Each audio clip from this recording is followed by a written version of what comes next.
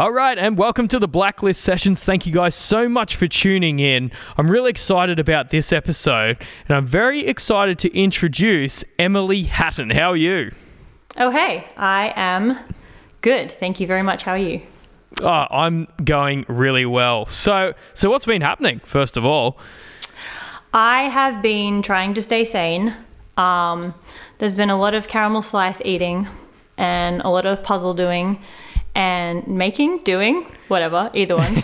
Yep. And I've actually been writing a whole bunch of songs and co-writes in particular. So just taking advantage of, the fact that I can write a song with someone in America, for example, is pretty cool. Yeah, it is. And I guess at this time, a lot of people aren't super busy too, like especially musos all over the world are in the same boat. Everything's just completely been shut down. So now is probably a really good time to have access to some of those people, right? Yeah, most definitely. It is still a bit of a task to kind of find a time for someone actually in Nashville to co-write, when neither of you are sleeping. But mostly people in Australia, it's just like, oh, hey, what time this week do you want to do something? Well, it's not like I have anything on my schedule, so... Literally any time works. Literally any time, yeah. Yeah, fantastic. So who are some of the people that you've been writing with lately? Well, Leah Moore and I were writing the other day. Ooh. Leah from the Top 10 Star Maker in Tamworth. And Michael Selita, who I wrote Maybe with. Oh, what a great song. Oh, thank you so much. I'm hoping to hear a few more of those songs. Yeah, eventually I will definitely release more, and Michael and I are planning to write continuously, so there'll definitely be some pumped into the stream of things very soon. Yeah, fantastic. I found that was the best approach to writing an EP or writing an album or even just singles, is to just write as many as you possibly can. And then once you write as many as you can, then it's just a law of averages. You have more of a talent pool, I guess you could say, to choose from. Yeah, definitely. I've been told over and over again, and I've heard it, in many interviews from artists as well, just write 100 songs. And then, you get all the bad ones out and then you find little gold nuggets, and then you just choose which ones that you think are the best. And yeah, I guess the more that you've written, the more to choose from. So definitely. So it's been great to have you on the podcast so far. And I thought it'd be great to have you on because you have a bit of a unique path in the music industry. So what was your musical background and your journey to get into country music? Thank you for saying that. I started off in musical theatre, actually. Mm-hmm. Even before that, I started off just writing poetry in my grandfather's apple tree, as you do as a kid. And yeah, then I moved into musical theatre, and I just got absolutely obsessed with the feeling of just being on that stage and portraying a particular emotion through a story, and then seeing and feeling people reacting to that right in front of you. And I just loved hearing the audience's reactions. And then flash forward to, I think I was 19 when I first picked up a guitar, and that's when I started writing my own songs. So I started quite late, and then I kind of discovered country around the same time, and it always sort of been in my life, but that was the point where I met my American family for the first time, like flannel wearing, whiskey drinking, yes. cornhole playing, all of that. And I met them, and I just felt like I belonged finally somewhere, they were all as weird as I was. So yeah, country music, it really has a knack for doing that. It's a very special genre, and it's very, I guess, family in a really broad context oriented, which is great. It's a very accepting genre, which I really love, and that's one of the reasons I love country music so much too. Oh, 100%. Like, that's probably the main thing for me, that I feel like I have a family, whether I'm in the same room or the same state as them or not. You know, there's always someone there that's going to support you, and we all lift each other up, and, you know, if one of us wins, then all of us win. And that's kind of what I felt like when I first met that family. And then in the background the whole time playing was country music. So that's kind of when I started, you know, discovering the genre more deeply, and, you know, listening to the stories, and just really falling in love with the way that everything kind of just fell together in this beautiful genre called country. Yeah, well, that's exactly it. So coming from musical theatre to country is a very interesting, I guess, transition. So one of the things I really like about musical theatre is you get to get really involved and caught up in characters and stories. And I think that's one of the reasons why it can translate quite well across to country music, because country is also very much story-based. Do you find that when you're writing songs and you're performing songs, that you kind of go into a different character compared to how you are in real life, or what's your take on that? Yes, I am much more overdramatic, and when I'm writing songs, I tend to overthink things. So overthinking and overanalyzing is a habit of mine, and then to get myself out of that cycle, to break that cycle, I write a song. So I can more clearly define what it is that I'm feeling and thinking, why I continue to think these same things over and over again, and what kind of conclusion I'm trying to come to, you know, like what kind of closure that I'm looking for. So it's kind of like, you know, I always love the analogy of puzzles. I'm just obsessed with puzzles. So like putting a puzzle together of all these pieces of like feelings, and then I know that the song's finished when I feel like it perfectly captures how I'm feeling, and then I can kind of wrap it up in this neat little bow, like a message in a bottle, and then show somebody else, and they can say, oh, that's how I'm feeling too. And then I know I've done, you know, a good job at kind of communicating that. Yeah, so it's very much like a catharsis. It's a very cathartic experience. Yeah, definitely. Yeah, awesome. So when you approach a release, how do you plan it out in your head? Because obviously you have a song, and then you've got a music video to accompany it, plus all of the graphic design that goes around releasing a single. Like, how do you like take a song and approach that, like as a release, to put that out to the public? Well, it's different every time, but then in some ways it's the same every time. So I like dropping little teasers, you know, just to kind of get people excited about it, you know, what's different about this song, or like why would they want to pay attention to it. And like, as I said, I love puzzles, so I love getting them to like put clues together, you know, about like what it might be about.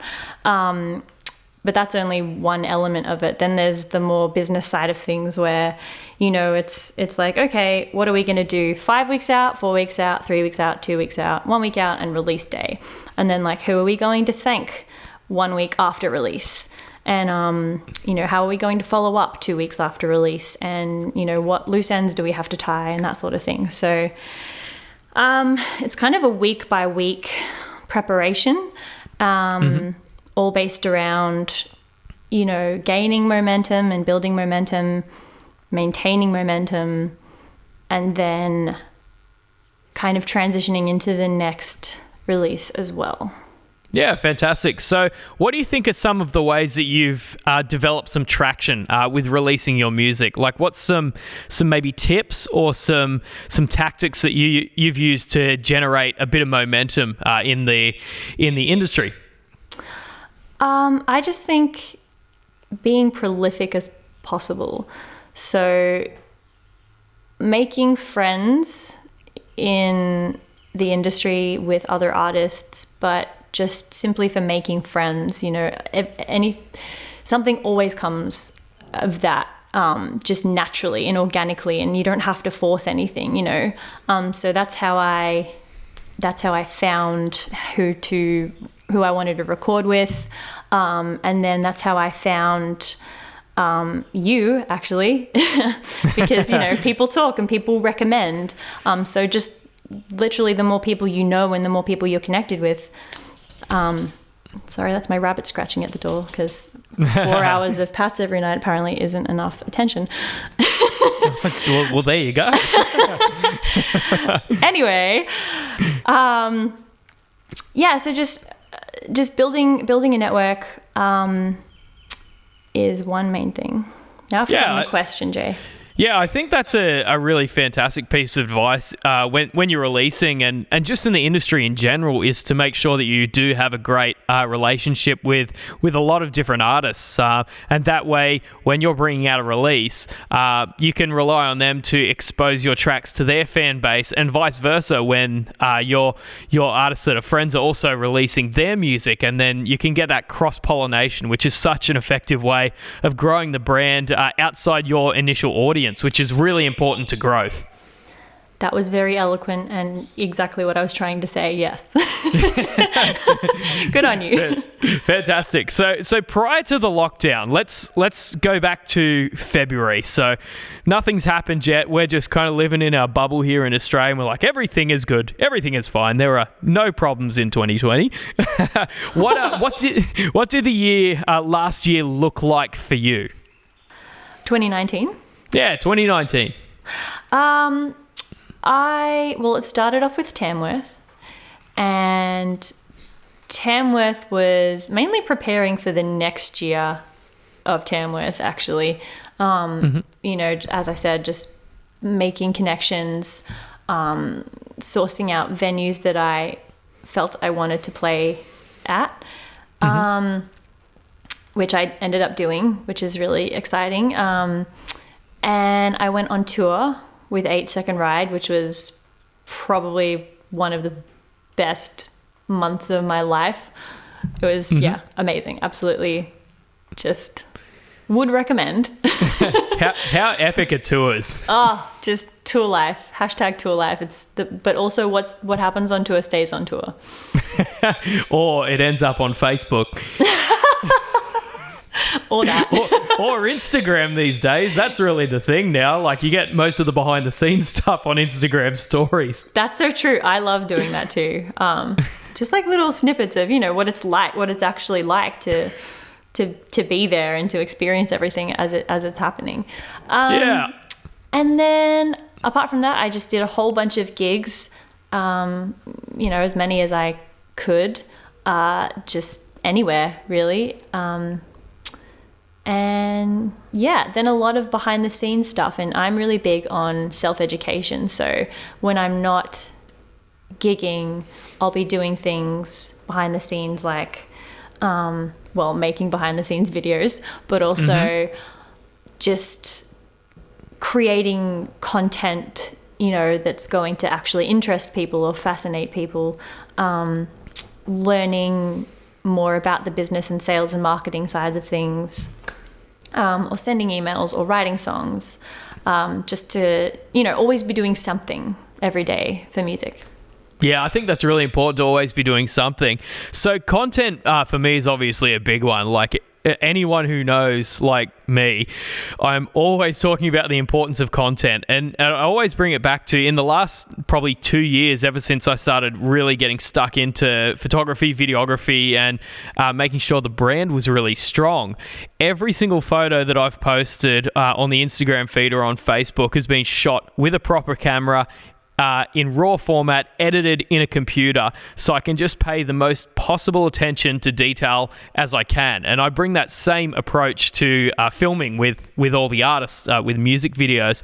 So how have you approached your content, and what's some of the things that you've done to make it really relatable for people, or get people in and get them to follow your journey?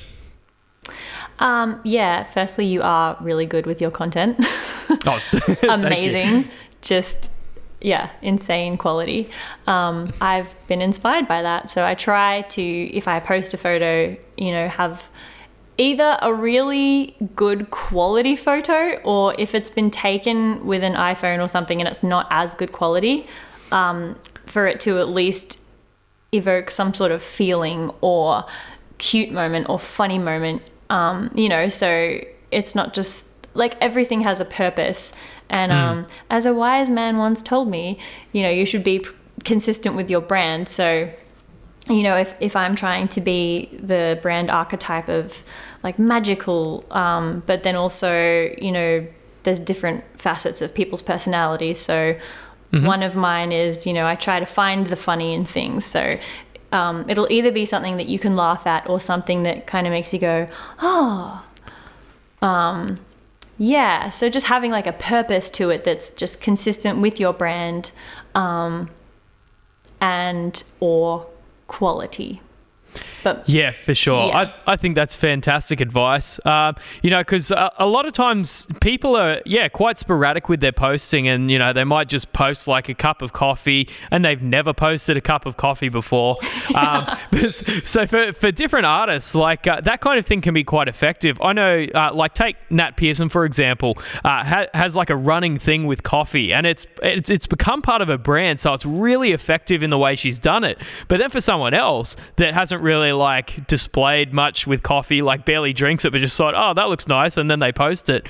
Like, what value is there for your audience? See, with Nat's audience, there is a value there because they love coffee and they love Nat and the coffees. But for someone else, like, it might not make as much sense.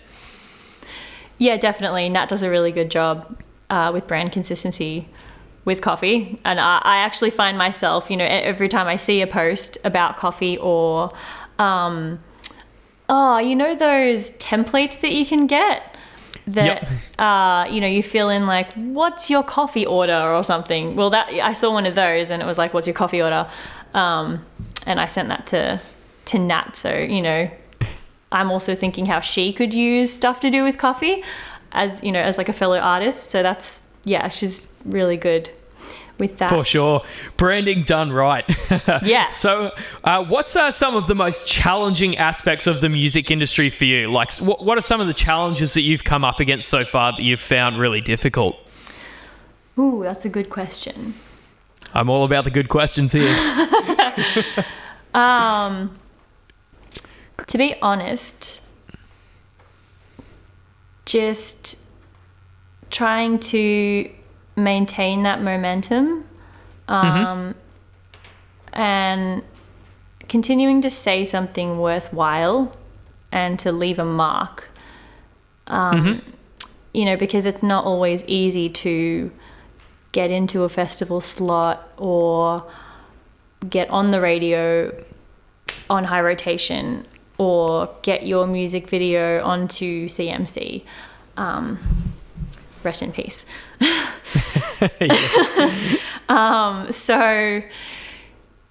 Just like little things like that, like trying to build, and there kind of always feels like there's a bit of a catch-22. People want experience to put you up for things.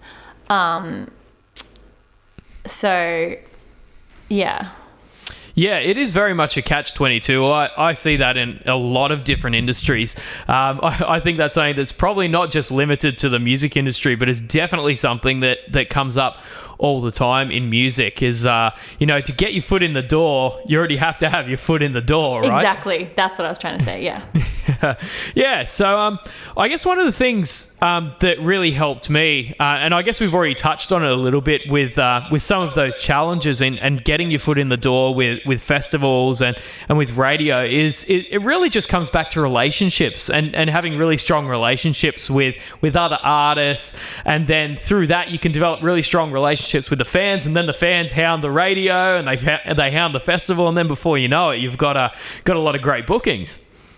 Yes. The listeners are 100% like one of, if not the most important thing, I think, like as a relationship to build and nurture, because I'm a huge fan of the thank you economy.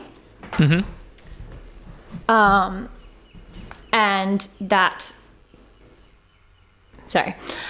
I'm a huge fan of the Thank You Economy, and that book just communicates that it's still very relevant these days to build a one-on-one relationship with each individual listener. And although that sounds like a bit far-fetched and almost impossible, what it's getting at is, you know, if someone's talking about you online, or if someone bothers to write, you know, thank you so much for releasing this song, it changed my life, then it's going to mean a lot to them for you to reach out to them individually and say, thank you for listening, you know, or I'm so glad that this touched your heart, you know, or something like that. Just acknowledging the fact that they've taken time out of their day to, you know, make this connection with you. So then why not make, you know, the time out of my day to make the connection back with them? And then I feel like that is the kind of thing that keeps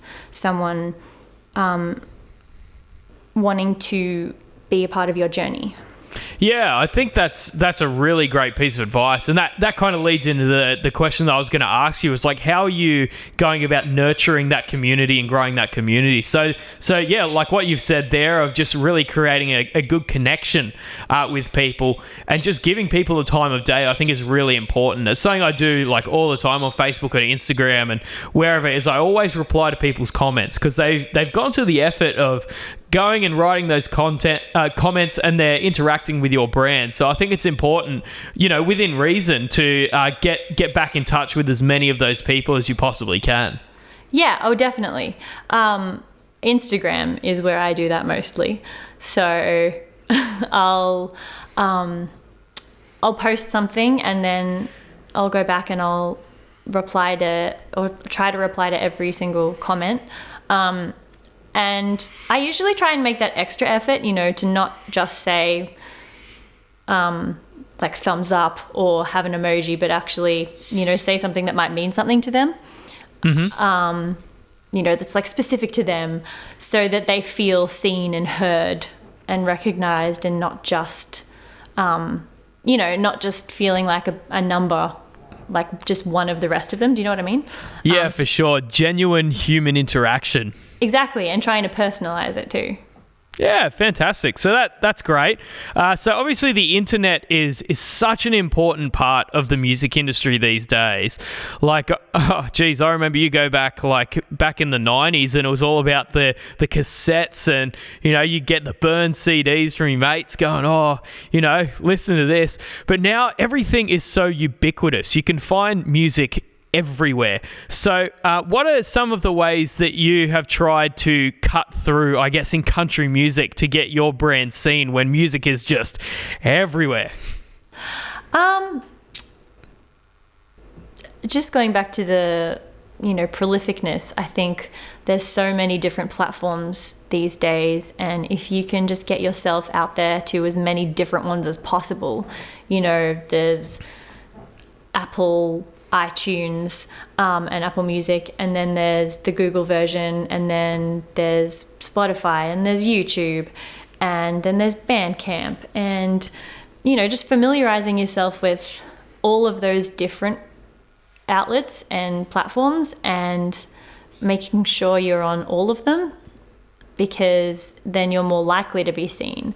And then also doing collaborations, so that you can be exposed to different places that you might not have even thought.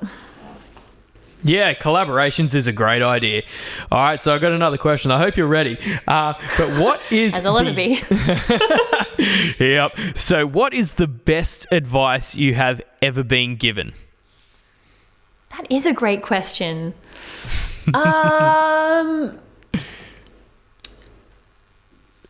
It's a tough one. It is a tough one, and it, you know what, it changes. Because I think once upon a time I said it was the relationship building, but now today it's going to be to play the infinite game. Your product doesn't necessarily have to be the best thing out there, or like the absolute top quality product. You know, like year after year after year. You can't possibly win every single award and top every chart. But if you are consistent and you do put that effort in and you build those relationships and your main goal is to, like Survivor, the TV show, outwit, outplay, outlast, then that's kind of what you're looking to do in this industry these days, because everything is so ephemeral. You know, we consume so much content so quickly and then we're on to the next thing, like the dating world. I didn't say that. And then, you know, next thing you know, there's some new person that has all of the focus of the world for a while, and then they move on to another one. So, you know, if you want to really build and stick around and make an everlasting career and a sustainable career, then yeah, it's about the outlasting, so the infinite game. Yeah, I think that is fantastic advice. You know, what more can you say? I'm glad. Yeah. So, okay, if there's anything that you could change about the music industry, like you have the power tools, you know, you can change anything you want, what would you change? I love that. I think it's very accepting as it is, like country in particular. Mm-hmm. But just mentoring from more established people to the people who are, you know, maybe just starting out and they don't really know which way to go. You know, there's no real blueprint like there is if you do a degree. So if you haven't had the privilege of doing a degree, then you kind of have to figure everything out for yourself. And just if I think it's a quote to, you know, like once you get to the top, send the elevator back down. So just more established people helping people who are trying to rise to where they are. Yeah, fantastic. Yeah. Well, I have a really funny feeling that is actually going to happen quite soon, and there'll be a little bit more on that later. Wink, oh, yeah? wink, wink. But yeah, we'll just drop the hint, and then we'll leave that there. Let's just leave that there. Okay. Yeah. So I'm excited. So we're on to the next question.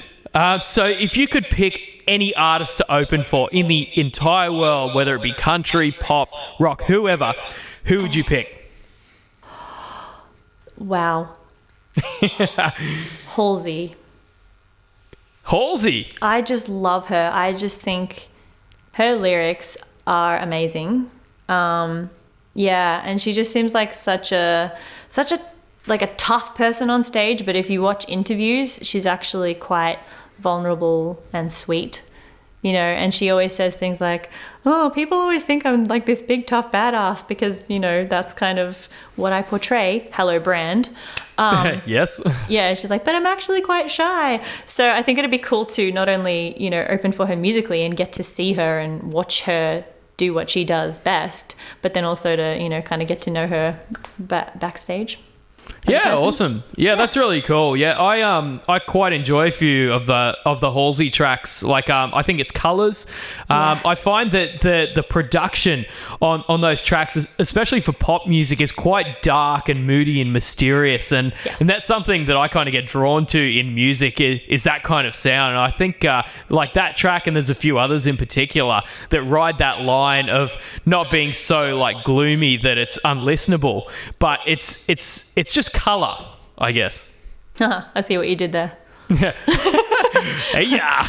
Yeah, definitely. I mean, even I have taken on some of the mysteriousness and the moodiness, you know, to try and taking that through my music, because there's just something about it, you know, that draws people in.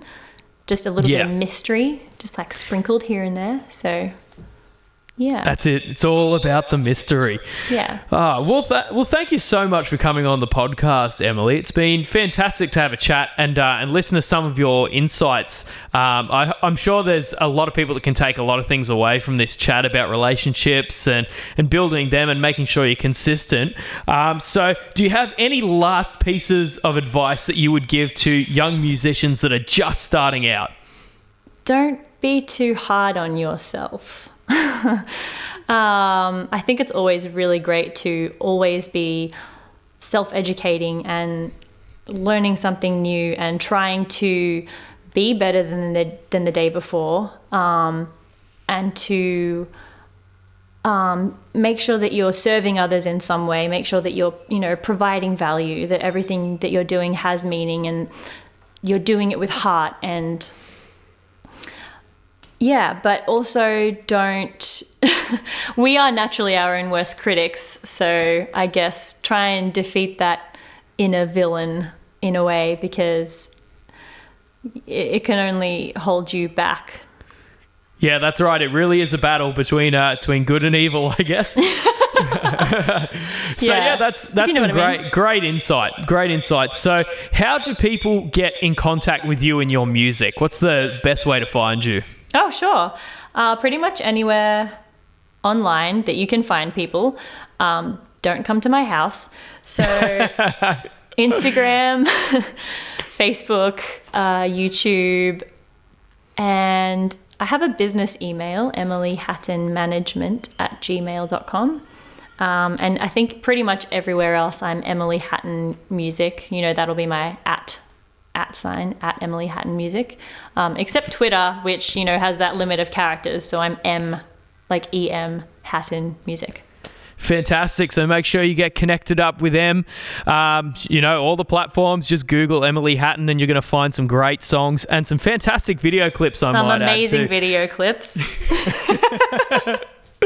Awesome. All right. So you've been listening to the Blacklist sessions. Thank you so much for tuning in. I'm looking forward to the next episode. You just never know who's going to turn up here. We've spoken to everyone from artists to multi-million-dollar business people, sales experts, insurance legends doing $100 million insurance deals. You just never know what kind of insight you're going to get when you listen to this podcast. So stay tuned and we will see you later.